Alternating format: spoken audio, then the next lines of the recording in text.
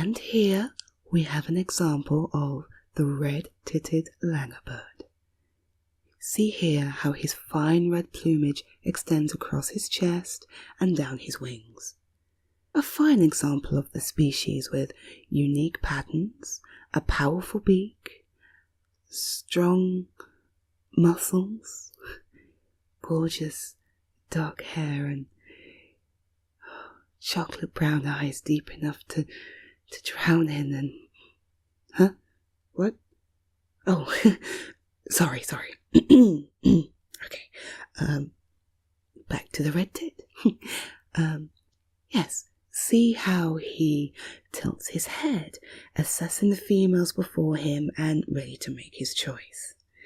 And now, if we're very lucky, we'll... Oh yes, there it is. Listen to him sing.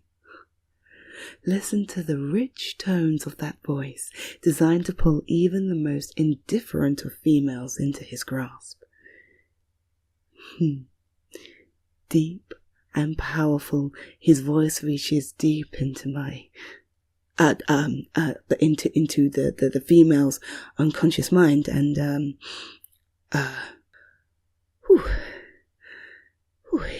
is it hot out here? It's hot out here, right?